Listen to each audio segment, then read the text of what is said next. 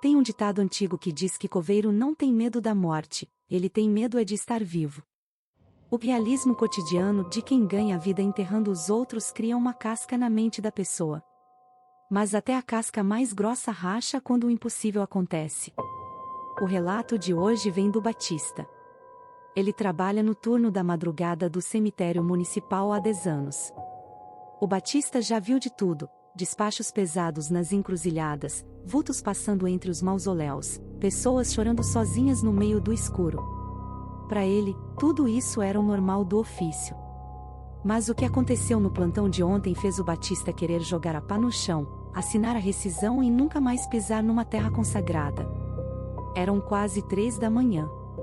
O Batista estava fazendo a ronda pelo setor das covas rasas, aquela área onde os enterros são feitos direto na terra, sem gaveta. O ar da madrugada estava pesado. O cheiro de terra molhada revirada se misturava com o perfume enjoativo das coroas de flores novas que pairavam no ar. Ele parou de andar e encostou a pá no chão perto de uma cova que eles tinham fechado naquela mesma manhã. O Batista puxou o isqueiro e acendeu um cigarro para espantar o frio e o cheiro. E foi exatamente quando a brasa do cigarro iluminou o escuro que o barulho começou. Toque, toque, toque. Um som surdo, abafado.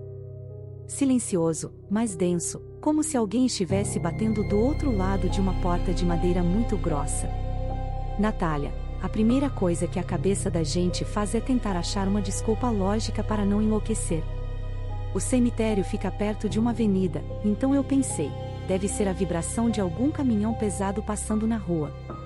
Eu dei 2 passos até o túmulo de mármore mais próximo, da quadra vizinha, e encostei o ouvido direito bem na pedra gelada. Eu fechei os olhos e esperei a vibração do motor. Mas... Natália, o mármore estava completamente morto. Não tinha caminhão. Não tinha vibração da rua. O som não vinha de fora do cemitério. Família, arrepiei. O Batista tirou o ouvido da pedra. E percebeu que, conforme ele voltava para perto da área de terra fresca, o barulho ia ficando mais alto e mais claro. Toque, toque, toque. Eu deixei o cigarro cair da boca, Natália. A minha mão começou a tremer tanto que eu quase deixei a lanterna pesada cair no chão. Eu apertei o botão e apontei o feixe de luz amarela direto para a cova que a gente tinha tapado horas atrás. A luz bateu no monte de terra vermelha, ainda solta e úmida. E o meu sangue virou gelo. A terra se moveu, Natália. Foi pouco, uns torrões rolaram pela lateral do monte, mas ela se moveu no exato ritmo da batida. Toque, toque, toque. E o ritmo começou a acelerar. Deixou de ser um toque lento e virou o ritmo do desespero puro. Alguém estava esmurrando a tampa do caixão lá embaixo. Alguém tinha acordado embaixo de 7 palmos de terra, família, arrepiei. E o Batista era a única pessoa viva num raio de quilômetros para ouvir aquele pedido de socorro. Família, arrepiei. O realismo cotidiano de um coveiro virou o pior pesadelo psicológico que um ser humano pode enfrentar. O Batista ficou completamente paralisado. O cérebro dele girava a 1000 por hora, tentando negar o que os olhos e os ouvidos estavam confirmando. O som oco da madeira sendo esmurrada lá embaixo era real. A terra vermelha tremendo sob a luz da lanterna era real.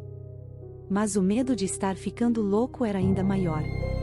Ele olhava para a cova fresca, via a coroa de flores intacta em cima do monte de terra, e não conseguia dar um passo para frente. Natália, as minhas pernas não obedeciam. Eu olhava para a pá encostada no túmulo do lado e pensava nas consequências. Se eu pegasse aquela pá e começasse a cavar feito um louco no meio da madrugada, destruindo o túmulo, quebrando o caixão, e não tivesse ninguém vivo lá dentro? Se fosse só uma alucinação da minha cabeça pelo excesso de café e sono? Eu ia ser preso por violação de sepultura, Natália. Eu ia sair dali algemado direto pro hospício. Mas, família, arrepiei, o outro lado da balança era infinitamente pior.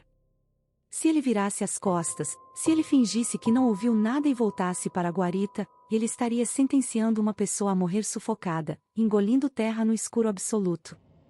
Ele estaria deixando alguém morrer 2 vezes. O suor frio escorria no meu rosto e ardia nos meus olhos, Natália. O som lá embaixo mudou. Não eram mais só batidas com o punho. Eu comecei a ouvir o barulho de unhas arranhando o verniz da tampa. Escrete, escrete. Um som agoniante de quem já quebrou os dedos de tanto bater e agora tenta cavar a madeira maciça num ataque de pânico. E o pior, no meio dos arranhões, eu ouvi um gemido muito abafado. Como se a pessoa estivesse com a boca cheia de algodão, tentando gritar para puxar o ar que já não existia mais. O Batista não aguentou o peso da culpa, família, arrepiei. O instinto humano falou mais alto que o medo da cadeia. Ele soltou a lanterna no chão, deixando a luz iluminar a cova de baixo para cima, agarrou o cabo da pá com as duas mãos e levantou o metal bem alto, pronto para rasgar aquela terra fresca. Mas o relógio debaixo da terra corre muito mais rápido do que o nosso aqui em cima. Família, arrepiei. O realismo cotidiano do coveiro virou o peso de uma vida nas mãos. O Batista levantou a pá bem alto, com a respiração cortando a garganta. O suor frio pingava da ponta do nariz dele direto na terra vermelha. Ele ia afundar o metal no monte de terra. Ele ia cavar até as unhas sangrarem. Mas no exato milésimo de segundo em que ele tensionou os braços para dar o primeiro golpe com a pá, o barulho lá embaixo mudou. Tum! Uma última batida, muito fraca, muito oca. E depois, o silêncio. O meu braço perdeu a força, Natália. A pá escorregou da minha mão e caiu no chão. O barulho do metal batendo no cascalho ecoou pela quadra inteira, mas da terra fresca, debaixo dos meus pés, não veio mais nenhum som. Nenhum arranhão. Nenhum sussurro abafado. O cemitério inteiro engoliu aquele barulho num vácuo absoluto. O ar dentro de um caixão fechado, com uma pessoa em pânico absoluto tentando respirar e gritar, não dura mais que 15 minutos, Natália. O desespero queima o oxigênio muito mais rápido do que a gente imagina. E se eu não estivesse escutando o começo daquela agonia? E se as batidas que eu ouvi já fossem os últimos segundos de fôlego da pessoa? Família, arrepiei. O Batista desabou de joelhos do lado da cova. Ele não conseguiu cavar. Ele não teve forças nem para pegar a lanterna do chão. E o pior torturador não foi a polícia, não foi a chefia do cemitério. Foi a própria mente dele. Natália, já faz meia hora que eu estou aqui, ajoelhado no cascalho. Meia hora que o último toque soou. Eu estou encarando essa terra vermelha e imóvel, sem saber se eu não cavei por medo da loucura, ou se eu não cavei porque o cemitério pregou a peça mais cruel que a minha sanidade podia suportar. Mas de uma coisa eu tenho certeza, eu renuncio.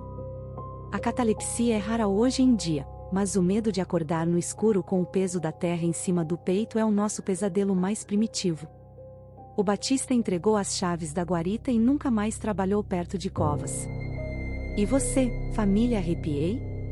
O que você faria se estivesse no lugar do Batista, sozinho, às 3 da manhã? Cavaria com as próprias mãos arriscando a sua liberdade, ou viraria as costas rezando para ser só uma ilusão da sua cabeça? Comenta aqui embaixo. A Natália quer saber, você tem coragem de encostar o ouvido num túmulo hoje à noite? O nosso próximo relato troca a terra vermelha pelos azulejos brancos. Nós vamos mergulhar no ambiente frio e estéril de um hospital público, e conhecer a história da Cláudia, uma enfermeira que pegou o turno da madrugada e cometeu o erro de atender a campainha de emergência do quarto 402. Um quarto que, segundo os registros, estava interditado e vazio há mais de uma semana. Até a próxima, família, arrepiei. E lembrem-se, nem todo mundo que está debaixo da terra descansou em paz.